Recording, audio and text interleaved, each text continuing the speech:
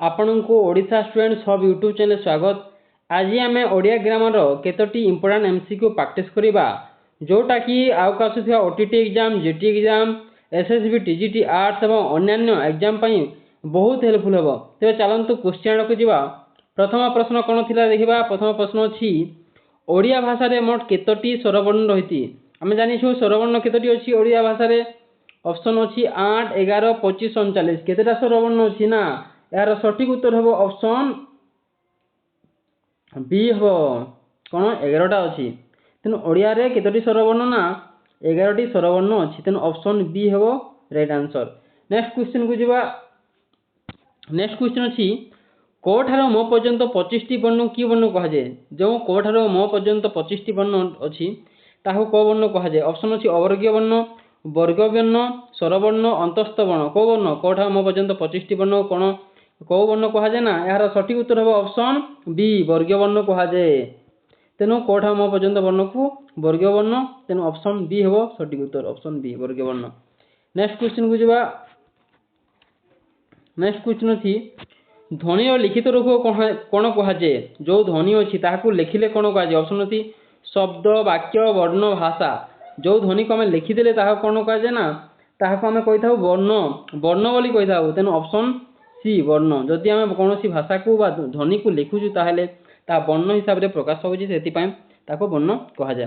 Next question जो पद कौन निर्दिष्ट नाम को प्रकाश करे ताकू कि पद कहुए। कौन पद बा कौन पदटा कौन निर्दिष्ट नाम को प्रकाश करे ताकू को पद कहुए। ऑप्शन अच्छी विशेषण, सर्वनाम, विशेष्य, अवय। कौन हम यार सठिक उत्तर ना यहाँ विशेष्य कही था। तेणु कौन नामवाचक शब्द पड़ा तेरे विशेष्य हम। नेक्स्ट क्वेश्चन गंगा भारतर पवित्रतम नदी। एठारे गंगा कि प्रकार विशेष्य। गंगा भारतर पवित्रतम नदी यह कि प्रकार विशेष्य। ऑप्शन अच्छी जातिवाचक, नावाचक, संज्ञावाचक, वस्तुवाचक, गुणवाचक। कौन हम यार सठिक उत्तर ना यह गोटे नावाचक संज्ञा। कहीं नावाचक है ना देखु गंगा ए गंगाटा कौन ना नदीर नाम को बुझाऊँगी। जमीती आम आउ कौन हम नाम संज्ञावाचक मनुष्य। मनुष्य गोटे जातिवाचक जाऊँगी।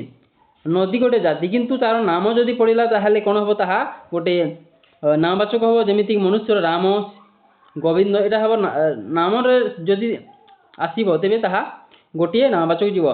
सेपरी गंगार जदि गंगार नदीर जदि कौन नाम को बुझाए जमीती आम कहीपर महानदी, गोदावरी नदी एमती नाम पड़े ताहा कौन हम ना ताहा गोटे नामवाचक जीव। तेणु ऑप्शन बी हम सठिक उत्तर। नेक्स्ट क्वेश्चन को जावा। परवर्ती प्रश्न अच्छी दरिद्रता कि प्रकार विशेष्य। दरिद्रता कि प्रकार विशेष्य। ऑप्शन सी गुण व अवस्थावाचक, क्रियावाचक, वस्तुवाचक, जातिवाचक। यह कौन दरिद्रता गोटे कौन ना यह गोटे कौन बुझाऊँगी। दरिद्रतार अर्थ कौन। दरिद्रता गोटे अवस्था को बुझाऊँगी गुण को बुझाऊँगी। दरिद्रता कौन गोटे अवस्था जनर तार गुण व अवस्था को बुझाऊँ। से यह ऑप्शन ए गुण व अवस्थावाचक हम। ऑप्शन ए हम सठिक उत्तर। नेक्स्ट क्वेश्चन विशेष्य पदर गुण अवस्था संख्या व परिमाण को प्रकाश करुवा पद कौन कहुए। देखो विशेष्यर तार जो गुण अवस्था जो प्रकाश करुँचा कौन कही ना। ऑप्शन सर्वनाम, विशेषण, अव्यय, क्रिया। विशेष्यर पद गुण अवस्था जो प्रकाश करे ताकू आम कौन कही था ताकू आम विशेषण कही था। तेणु ऑप्शन बी हम सठिक उत्तर। नेक्स्ट क्वेश्चन धला पद्म एठारे धला कि प्रकार विशेषण। धला पद्म एठारे है धला कि प्रकार विशेषण। ऑप्शन सी गुणवाचक विशेषण, अवस्थावाचक विशेषण, संख्यावाचक विशेषण, विधेय विशेषण। धला पद्म कौन हम यार सठिक उत्तर हम ऑप्शन ए गुणवाचक। धला पद्मटा गोटे गुण को बुझाऊँगी। पद्मर गोटे गुण हूँ धला धला दिशुची से यह गोटे गुणवाचक विशेषण जीव। तेणु ऑप्शन ए हम सठिक उत्तर। Next question. नेक्स्ट क्वेश्चन अच्छी उई, तुमे, से, आमे एगुड़ी कि प्रकार पद। यहाँ कौन हम तुमे, से, आमे एटा कि प्रकार पद। ऑप्शन अच्छी विशेष्य, विशेषण, सर्वनाम, अव्यय। देख देखु यह विशेष्य हेबनी हेबनी, अव्यय अव्यय हेबनी, विशेषण हेबनी। तू तुमे कौन विशेष्य परिवर्ते जोटा व्यवहार होम कौन कह सॉरी सर्वनाम कही था। तेणु तुमे से पड़ा से गोटे सर्वनाम जीव। तुमे से कौन ना से गोटे सर्वनाम जाऊँगी। तेणु यह ऑप्शन सी हम सठिक उत्तर। ऑप्शन सी सर्वनाम हम सठिक उत्तर। परवर्ती प्रश्न को जावा। परवर्ती प्रश्न अच्छी जो पदर लिंग वचन काल विभक्ति भितर कौन परिवर्तन हुए ताहा कौन कहुए जो पदर आम कौन लिंग वचन काल विभक्ति कौन भी परिवर्तन हुए कौन कहुए ऑप्शन अच्छी क्रिया अव्यय सर्वनाम विशेषण कौन कही था आम कही था अव्यय कही था तेणु अव्यय कौन परिवर्तन हुए ना। परवर्ती प्रश्न राम एवं हरि विद्यालय गले एवं कि प्रकार अव्यय एवं गोटे क्यों प्रकार अव्यय पाखे ऑप्शन अच्छे संयोजक अव्यय बीजोजक अव्यय सादृश्यवाचक अव्यय भावसूचक अव्यय कौन हम यहाँ सठिक उत्तर यह गोटे संयोजक अव्यय संयोजक करुच्ची राम एवं हरि को एवं ता दुई लोक को संयोग करुच्छे से गोटे संयोजक अव्यय हम। परवर्ती प्रश्न क्रियार मूलपिंड कौन कहुए ऑप्शन अच्छी शब्द धातु प्रत्यय कारक यह कारण क्रियार मूलपिंड को आम कौन कही धातु कही था तेणु ऑप्शन बी हम। तेणु क्रियार मूलपिंड हूँ धातु धातु माने जमीती कि खाई माने खाइबा खा धातु रही तार मूलपिंड रोचे तेणु से मूलपिंड धातु कहुए धातु आखा क्रिया गठित तेणु मूलपिंड हूँ धातु। नेक्स्ट क्वेश्चन प्रवर्ती प्रश्न ओडिया भाषा विभक्ति केते प्रकार विभक्ति अच्छी ऑप्शन अच्छी 5 प्रकार 6 प्रकार 7 प्रकार 8 प्रकार केते प्रकार विभक्ति अच्छी ना आम जानूँ जे ओडिशा रे केते प्रकार ना ओडिशा रे अच्छी 7 प्रकार विभक्ति अच्छी देन ओडिशा 7 प्रकार विभक्ति तेणु ऑप्शन सी हम सठिक उत्तर ऑप्शन सी।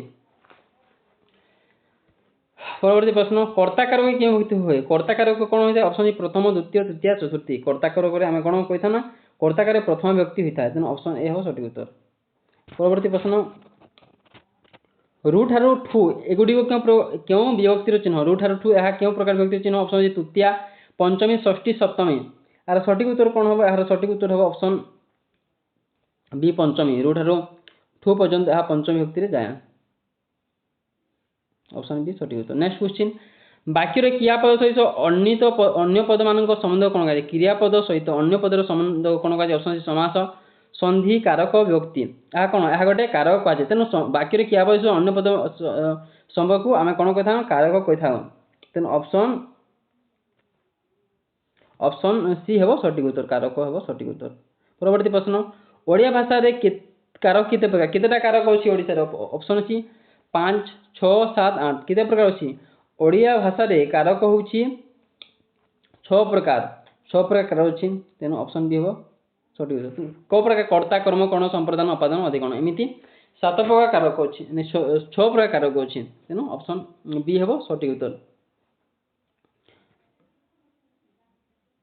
परवर्ती प्रश्न गछरु पत्र पड़ा एठारे गछरु क्यों कारक देख गछरु पड़ा ऑप्शन कर्ण संप्रदान अपादान अधिकरण कारण हूँ गछरु पत्र कौन विच्छेद होची कौन जदि विच्छेद होती कौन जिन कौन जदि विच्छेद हो कौ कारक ना ताहा गोटे हूँ अपादान कारक दे कौन जिन जदि विच्छेद घटो ताहा अपादान कारक गछरु पत्रटा विच्छेद हो तेणु एटा गोटे अपादान कारक जाए तेणु कौन जिन जदि विच्छेद होगा ताहा अपादान कारक जाए। परवर्ती प्रश्न परस्पर समय थी दुई बा ततोधिक पद को मिसाई एक पदर परिणत कौन कहे परस्पर समय थी दुई बा ततोधिक पद को जब मिसेदेले कौन हम ऑप्शन संधि समास कारक कृदंत आर सठिक उत्तर हम option C sorry option B समास हम तेणु परस्पर समय थी दुई बा ततोधिक पद को मिसाई समास गठित तेणु ऑप्शन बी सठिक उत्तर। परवर्ती प्रश्न उपकृत शब्दटी उपकोण उपकृत शब्दटी उपकोण ऑप्शन प्रत्यय उपसर्ग अव्यय विभक्ति ना यह विभक्ति जीवन अव्यय जीवनी प्रत्यय ना उपसर्ग कौन हम यार सठिक उत्तर यह गोटे उपसर्ग ऑप्शन बी सठिक उत्तर उपकृत शब्द उप हूँ उपसर्ग। परवर्ती प्रश्न ओडिया भाषा रे संस्कृत उपसर्ग संख्या केते ओडिया भाषा रे संस्कृत उपसर्ग केतेटा अछि ऑप्शन अछि 15 गुणे 22 25 देखंतु यार सठिक उत्तर हम ऑप्शन बी 20टा अच्छी तेणु ओडिया भाषा संस्कृत उपसर्ग 20टी अच्छी तेणु ऑप्शन बी सठिक उत्तर। परवर्ती प्रश्न अहिपूजार रूढ़ीर अर्थ कौन देखो अहिपूजा रूढ़ीर अर्थ कौन ऑप्शन अच्छी शत्रुता आचरण करवा अति प्रिय हवा घर शत्रुता हवा मिछ कहवा यार सठिक उत्तर कौन हम देखो यह शत्रुता आचरण करवा यहाँ हेनी अति प्रिय हवा हेनी मिछ कहवा यहाँ हेनी तेणु यार सठिक उत्तर हम ऑप्शन सी घर शत्रु तेणु अहिपूजा कर अर्थ ଘୋର ଶତ୍ରୁତା ହେବା। ଅହି ମାନେ କ'ଣ ପାଖେ? ଅହି ମାନେ ସାପ ମଧ୍ୟ ନାଗ। ଅହି ପୂଜା କରିବାଟା ଘୋର ଶତ୍ରୁତା। ପରବର୍ତ୍ତୀ ପ୍ରଶ୍ନ, ଆକାଶ କୁସୁମ ଏଇ ଦୁଇଟିର ପ୍ରକୃତ ଅର୍ଥ କ'ଣ? ଆକାଶ କୁସୁମ ଏଇ ଦୁଇଟିର ପ୍ରକୃତ ଅର୍ଥ କ'ଣ? ଅପସନ୍ ଅଛି ଆକାଶର ଫୁଲ, ଅସମ୍ଭବ କଥା ବା ବୃଥା ସ୍ୱପ୍ନ, ସୁନ୍ଦର ଜିନିଷ ବହୁତ ଉପରେ ଥିବା ବସ୍ତୁ। କ'ଣ ହେବ ଏହାର ସଠିକ୍ ଉତ୍ତର? ନା ଏହା ଗୋଟିଏ ଅସମ୍ଭବ କଥା ବା ବୃଥା ସ୍ୱପ୍ନ। ତେଣୁ ଆକାଶ କୁସୁମ ଏହା ଗୋଟେ ଅସମ୍ଭବ କଥା ବା ବୃଥା ସ୍ୱପ୍ନ ହେବ ସଠିକ୍ ଉତ୍ତର। ପରବର୍ତ୍ତୀ ପ୍ରଶ୍ନ, ଧାତୁ ସହିତ ପ୍ରତ୍ୟଯୋଗ ହୋଇ ଯେଉଁ ଶବ୍ଦ ଗଠିତ ହୁଏ ତାହାକୁ କ'ଣ କୁହାଯାଏ? ଧାତୁ ସହିତ ପ୍ରତ୍ୟଯୋଗ ହୋଇ ଯେଉଁ ଶବ୍ଦ ଗଠିତ ତାହାକୁ କ'ଣ କୁହାଯାଏ? ଅପସନ୍ ତଦ୍ଧିତ, କୃଦନ୍ତ, ସମାସ, ସନ୍ଧି। ଦେଖ ଧାତୁ ସହ ଯଦି ତାହାକୁ ଆମେ ଯଦି ଗଠନ କରିବା ପ୍ରତ୍ୟୟ ଗଠିମା ତାହାକୁ କ'ଣ କୁହାଯାଏ? ତାହାକୁ ଆମେ କହିଥାଉ ଗୋଟିଏ କୃଦନ୍ତ ପଦ। ତେଣୁ ଧାତୁ ସହିତ ପ୍ରତ୍ୟଯୋଗ ହେଲେ ତାହାକୁ କୃଦନ୍ତ କହିଥାଉ। ଅପସନ୍ ବି ସଠିକ୍ ଉତ୍ତର। ପରବର୍ତ୍ତୀ ପ୍ରଶ୍ନ, ଶବ୍ଦ ସହିତ ପ୍ରତ୍ୟଯୋଗ ହୋଇ ଯେଉଁ ଶବ୍ଦ ଗଠିତ ହୁଏ ତାହାକୁ କ'ଣ କୁହାଯାଏ? ଶବ୍ଦ ସହିତ ପ୍ରତ୍ୟଯୋଗ ହୋଇ ଯେଉଁ ଶବ୍ଦ ଗଠିତ ତାହାକୁ କ'ଣ କୁହାଯାଏ? କୃଦନ୍ତ, ତଦ୍ଧିତ, ସନ୍ଧି, କାରକ। ଏହା ଗୋଟିଏ ଶବ୍ଦ ସହିତ ଯଦି ପ୍ରତ୍ୟଯୋଗ ହୋଇ ଶବ୍ଦ ଗଠିତ ତାହାକୁ ଆମେ ତଦ୍ଧିତ କହିଥାଉ। ତେଣୁ ଅପସନ୍ ବି ହେବ ସଠିକ୍ ଉତ୍ତର। ଅପସନ୍ ବି ସଠିକ୍ ଉତ୍ତର। ପରବର୍ତ୍ତୀ ପ୍ରଶ୍ନ, ଲୋକଟି ସୁନା ଚେନ୍ ପିନ୍ଧିଛି। ଏଠାରେ ସୁନା କି ପ୍ରକାର ବିଶେଷଣ? ସୁନା ଚେନ୍ ଅପସନ୍ ଗୁଣବାଚକ, ଅବସ୍ଥାବାଚକ, ବସ୍ତୁବାଚକ, ତୁଳନାତ୍ମକ। ସୁନା ଚେନ୍ ଏଇଟା କ'ଣ କ'ଣ ବୁଝାଉଛି? ଏହାକୁ ଆମେ କ'ଣ କହିବା? ଏହା ଗୋଟେ ବସ୍ତୁବାଚକ ବିଶେଷଣ। ତେଣୁ ସୁନା ଚେନ୍, ସୁନାର ଚେନ୍, ତେଣୁ ପାଇଁ ଏହା ଗୋଟେ ବସ୍ତୁବାଚକ ବିଶେଷଣରେ ଯାଉଛି। ପରବର୍ତ୍ତୀ ପ୍ରଶ୍ନ, ସୂର୍ଯ୍ୟ ଉଦୟ ହେଲେ ପଦ୍ମ ଫୁଟେ। ଏହା କି ପ୍ରକାର ବାକ୍ୟ? ସୂର୍ଯ୍ୟ ଉଦୟ ହେଲେ ପଦ୍ମ ଫୁଟେ ଏହା କି ପ୍ରକାର ବାକ୍ୟ? ଅପସନ୍ ଅଛି ସରଳ ବାକ୍ୟ, ଯୌଗିକ ବାକ୍ୟ, ଜଟିଳ ବାକ୍ୟ, ମିଶ୍ର ବାକ୍ୟ। ଏହାର ସଠିକ୍ ଉତ୍ତର କ'ଣ ହେବ? ଏହାର ସଠିକ୍ ଉତ୍ତର ହେବ ଅପସନ୍ ଏ ସରଳ ବାକ୍ୟ। ତେଣୁ ସୂର୍ଯ୍ୟ ଉଦୟ ହେଲେ ପଦ୍ମ ଫୁଟେ ଏହା ଗୋଟେ ସରଳ ବାକ୍ୟରେ ଯିବ। ତେଣୁ ଅପସନ୍ ହେବ ସଠିକ୍ ଉତ୍ତର। ପରବର୍ତ୍ତୀ ପ୍ରଶ୍ନ, ଶୁଦ୍ଧ ଶବ୍ଦଟି ବାଛନ୍ତୁ। ଶୁଦ୍ଧ ଶବ୍ଦ କ'ଣ? ଶାରୀରିକ, ଶାରୀରିକ, ଶାରୀରିକ, ଶାରୀରିକ। କେଉଁଟା ହେବ ସଠିକ୍ ଉତ୍ତର? ଏହାର ସଠିକ୍ ଉତ୍ତର କ'ଣ ହେବ? ନା ଏହାର ସଠିକ୍ ଉତ୍ତର ହେବ ଅପସନ୍ ବି ରେ ଯିବ, ଶାରୀରିକ। ଅପସନ୍ ବି ହେବ ସଠିକ୍ ଉତ୍ତର। ଅପସନ୍ ବି ସଠିକ୍ ଉତ୍ତର। ପରବର୍ତ୍ତୀ ପ୍ରଶ୍ନ, ଜଲର ପ୍ରତିଶବ୍ଦ କେଉଁଠି ନୁହେଁ? କେଉଁଟା ଜଲର ପ୍ରତିଶବ୍ଦ ନୁହେଁ? ଅପସନ୍ ଅଛି ନୀର, ବାରି, ସରିଳ, ପାଗବକ। ଦେଖନ୍ତୁ ଜଲର ପ୍ରତିଶବ୍ଦ କେଉଁଠି ନୁହେଁ ଏମିତି ପ୍ରଶ୍ନ ଅଛି। ଏହାର ସଠିକ୍ ଉତ୍ତର କ'ଣ ହେବ? ନୀର ମାନେ ମଧ୍ୟ ଜଲ, ଏହା ଠିକ୍ ଅଛି।